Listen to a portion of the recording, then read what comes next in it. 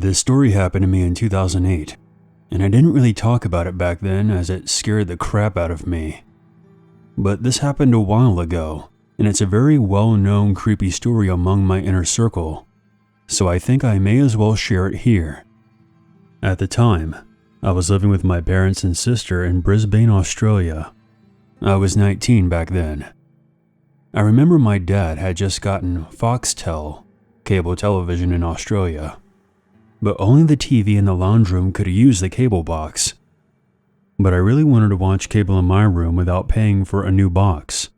So my dad went out and bought an AV transmitter receiver, which is basically a two-piece bit of hardware where you would plug this tiny box into the cable television and it would transmit a video signal to the receiver, which was connected to the TV in my room. So one Saturday, I decided to connect it. This is a picture I took of the setup. My younger sister, who was 16 at the time, was the only other person home, upstairs in her room. My room was downstairs. I opened the box and connected it. At first, it was going back and forth, trying to get the channel and cables right, etc.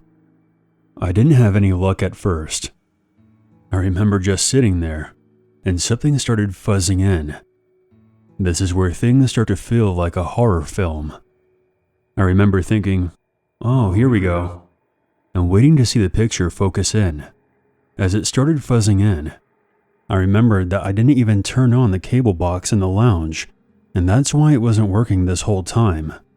But then why was I still getting a signal?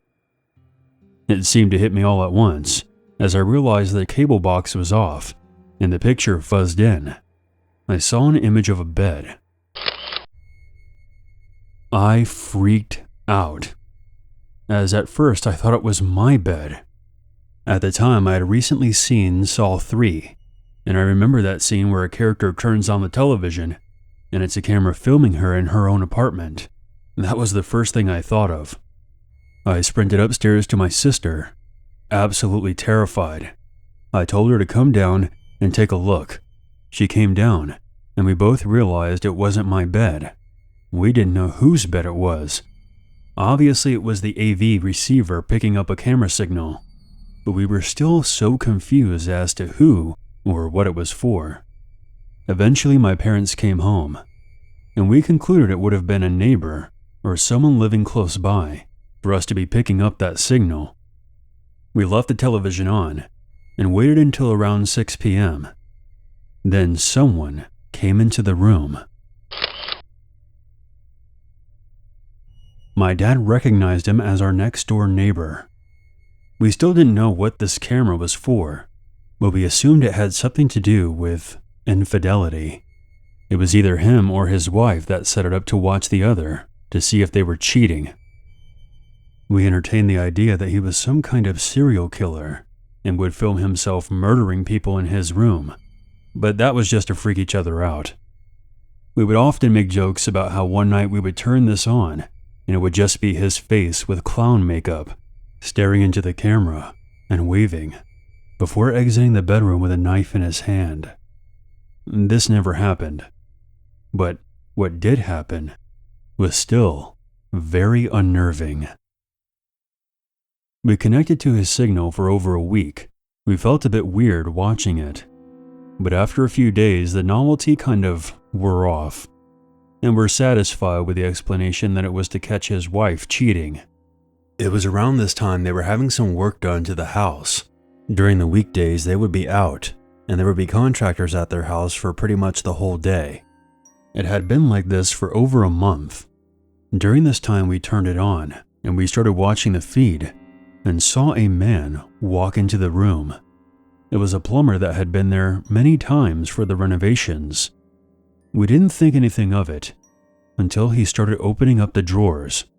I called out to my mom, the only other person who was home at the time, and we started watching it. He started getting the wife's underpants and smelling them, doing all kinds of creepy shit. At first we were like, oh my god, how embarrassing. Will the neighbors see this somehow? But what happened next was truly terrifying. He slowly made his way over to the camera and looked right down the lens. We were convinced he knew we were watching. My mom immediately called my dad. I kept watching. He started fiddling with it and then put it back down. I told my mom that I didn't think he knew we were watching, but he was definitely the one who put that camera there. Eventually my dad came home, and by that time, the plumber was gone. Much to my mom's pleading, my dad went over to the neighbors to tell them what we saw. Mom wanted to completely stay out of it and was terrified, understandably. When he told the neighbors, they had no idea what we were talking about. They allowed my dad to go up to their room and discovered that what was holding the camera was a device in the wall that was designed to monitor water usage, which was completely normal. At the time, Brisbane was going through a drought, and there was lots of water restrictions. The plumber had installed this into the wall, but positioned a camera behind it to watch the bed. Immediately they called the police, who came over and conducted an investigation. For the next week or so, we didn't hear much about it. I spent most of this time just telling my friends about it and showing them pictures. But to be honest, my whole family was scared every night. It was just very creepy thinking that we could have had stuff like that hidden in our house. Chances are we didn't, but it was unsettling regardless. After a couple of weeks, my mom was talking to the wife next door and asked what ended up happening. The wife said that the police discovered, at nights, he would come to our street and sit in his car, which had tinted windows, and would watch them from his laptop. When my mom told me this, I got the shivers. Aside from the natural creepiness of someone sitting in their car, watching our neighbors on a hidden camera feed, I also remembered on multiple nights when I came back home late from my girlfriends or walked home after a night out. I always remember seeing a station wagon parked down the street from our house. It was never there during the day, always at night. I would walk past it and see my reflection in the windows, assuming that nobody was inside. I was also confused by whose car it was, but I never thought anything nefarious was going on. But it still freaks me out thinking that this creepy plumber was sitting in there, spying on my neighbors, and doing God knows what. At the time, I found this all extremely disturbing, but it happened so long ago that me and my friends have a good laugh about it now.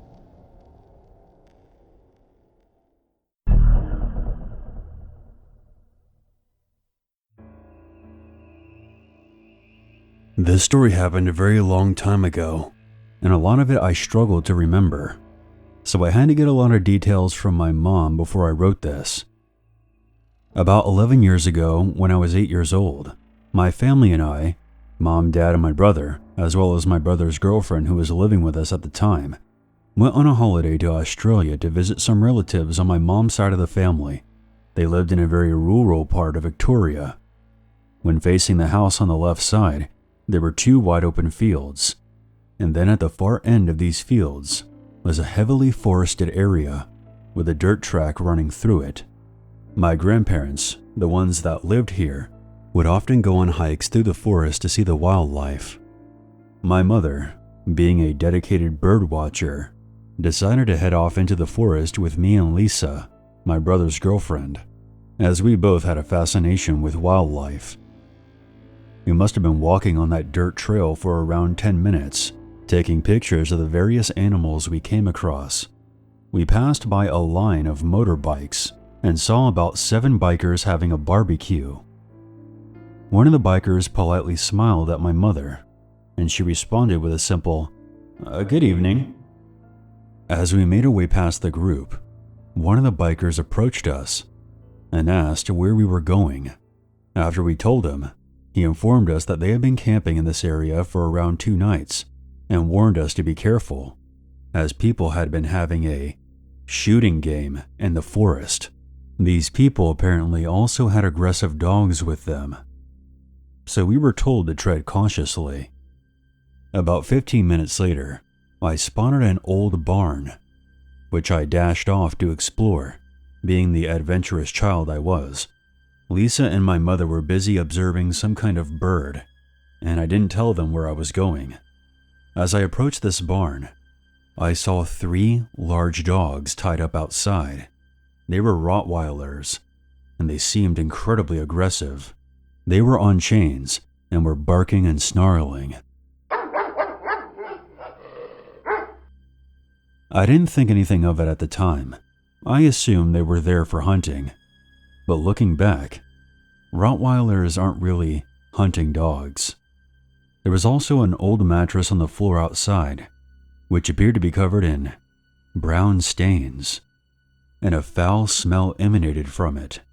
I was around 3 feet away from the mattress, but the stench was unbelievably powerful. At this point, I changed my mind and was going to turn around when I saw someone emerging from the barn. The image of this man is one of the very few things I remember clearly to this day. He was very tall, around 6'4". The strangest thing about him, though, was that he was wearing a blue pinstriped suit and one of those large top hats. His clothes seemed very worn, and his face, the parts of it that weren't covered by a large beard, looked red, as if he had just got done working out in the hot sun all day. I remembered the man smiled as he approached me.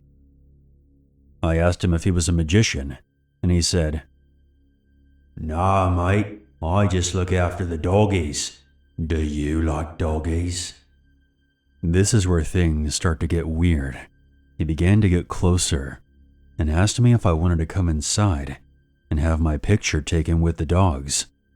I politely declined and said that my mom would be looking for me. He grabbed my arm lightly and said that it would only be a second. At that point, I heard my mom shouting, demanding to know what he was doing. The man simply let go of me and just stared at her. She asked him again what he was doing, in which he continued just to blankly stare. He didn't say a word. My mom immediately grabbed my arm, and we made our way back to the trail as quickly as possible. We got about halfway there when I turned around and told my mom that the magician was following us. She turned around, and sure enough, he was power walking right behind us. My mom screamed at him and asked what the hell he was doing. Again, he didn't reply. He simply continued walking toward us. At that point, my mom began walking even faster, to the point where she was actually dragging me along. The next part of the story is mostly a blur to me. I remember my mom gasping, picking me up, and sprinting at full speed while screaming for help. My mom told me that the man had begun running toward us and managed to grab my leg. She said that Lisa jumped on the man's back and began scratching his face before he threw her off. While distracted, my mom took the opportunity to kick the man in the balls, got Lisa off the ground, and they took off down the trail with me over her shoulder. I remember that we slowed down shortly after and stopped briefly to catch our breath. We continued walking, but the magician would eventually show up again from a brush area. My mom began to panic, and we all started running again. The man was sprinting after us. As we were approaching the area the bikers were camping at, my mom was screaming for help. 2 bikers emerged from the trees nearby. Once we saw them, my mom shouted, "That man tried to kidnap my son." The magician then stopped, turned around, and immediately bolted in the other direction. One of the bikers pursued him, but unfortunately, the magician got away.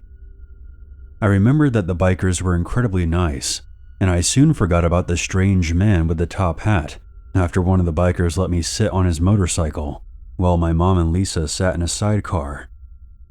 They took us to the nearest town and dropped us off at the police station, where my mom filed a report. After that, one of the bikers gave us a lift back to my grandparents' place, which was really nice of him. I never got to thank him at the time, as I didn't fully comprehend the seriousness of the situation. But on the off chance that he's hearing this, I just want to say, thank you.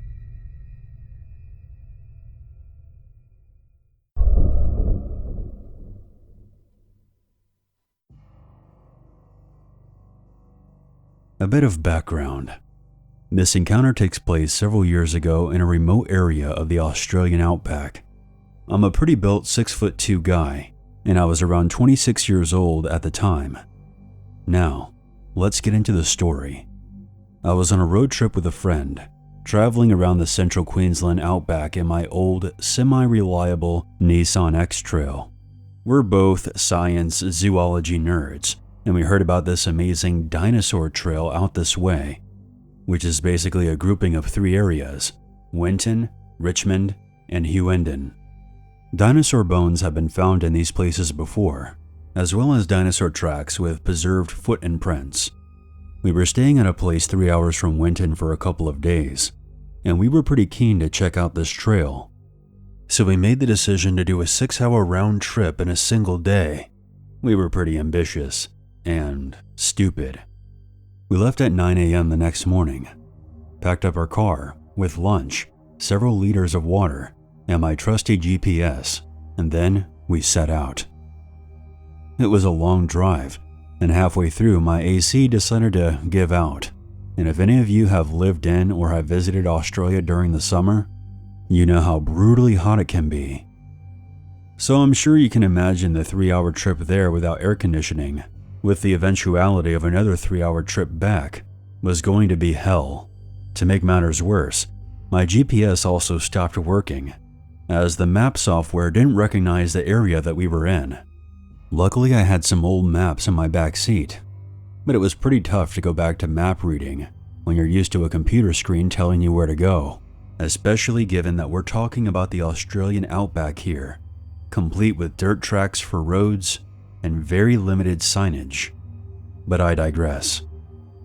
Finally, we make it to the trail and kick around for a couple of hours. I'm not gonna lie, it was pretty awesome. We then decided to make the trip back, as it was starting to get later in the afternoon, and we didn't want to be driving back in the dark. As we were about to leave, this older man, who appeared to be an employee of the trail company, dressed in all khaki and camouflage gear, stopped and asked us where we had come from and where we were heading. He gave me the stink eye when I was vague with the details, but my friend told him the name of the town that we were staying in. He seemed to take a real liking to my friend, and he laughed when he told him about our lengthy journey. Apparently, we had taken the long way, and there was a much quicker route to get back, and it would shave an hour off our trip. We jumped at the directions. Ain't nobody got time for an extra hour in a car with no AC. We wrote everything down and went on our merry way, thinking about how lucky we were to have met that old man who gave us some sweet intel on a shortcut. But I'm not going to lie, there was definitely a creepy vibe coming off of him. Based on the directions he gave us, we went winding along several roads in an area I had never been in, which eventually led us to a straight, narrow dirt road. We were supposed to reach an intersection after about a half hour, take a right, and continue down that road until we got back to the main highway. After an hour and a half of driving on this dirt trail, we hadn't reached this intersection. I was starting to freak out a little bit, thinking that we had missed a turn, but my friend was completely chilled out and was sure that we would get there eventually. I think he thought I was driving too slowly, but there are kangaroos out here, and things can get very dangerous if you hit one.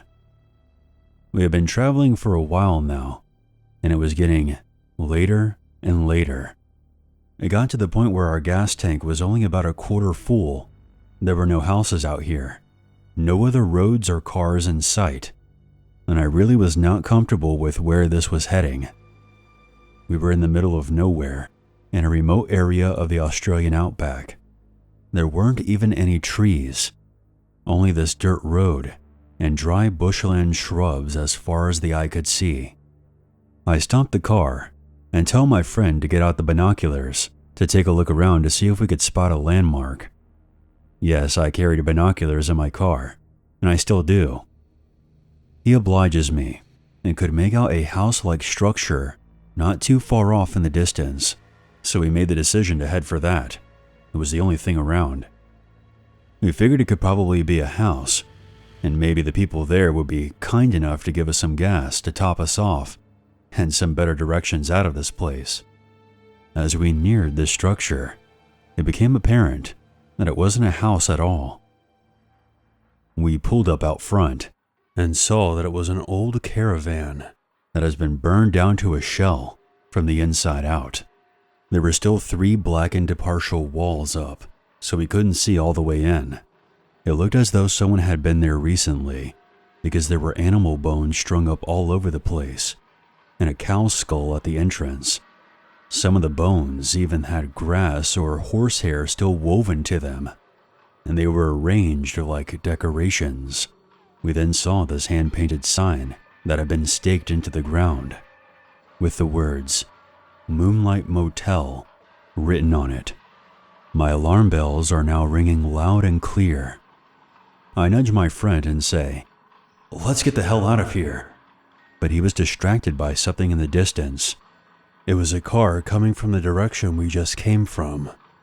It would have been only about 10 minutes behind us the entire time we were heading out this way, but we never saw it once.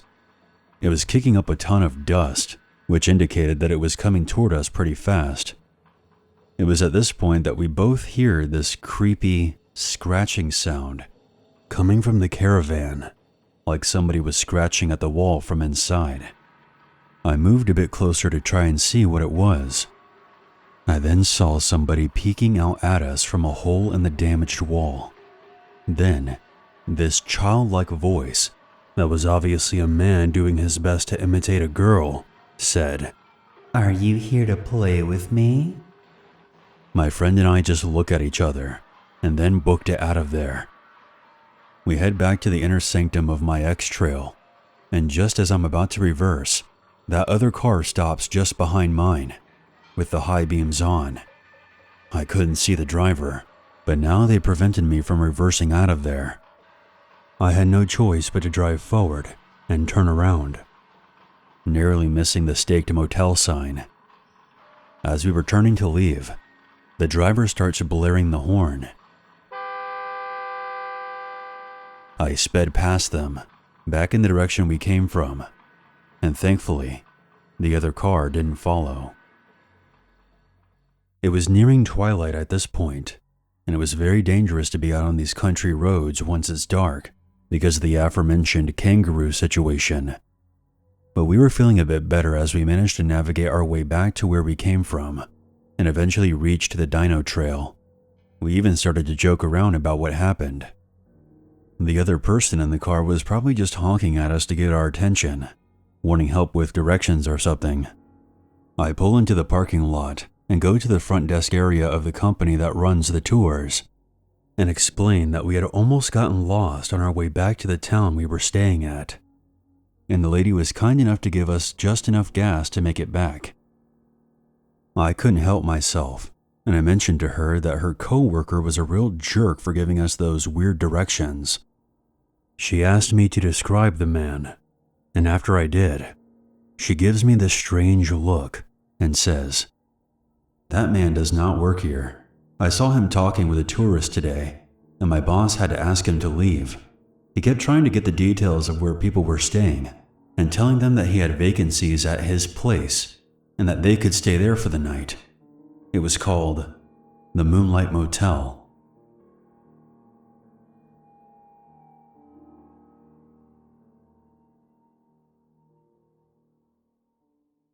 If you're gonna do an Australian accent, you better fucking nail it, mate. Do you like doggies? No. Do you like doggies, mate? Do you like Bluey by any chance? Won't you come into the barn, eh? I'll take a photo with you next to my Rottweiler. Do you want to ride on my pickup down to Wolf's Creek?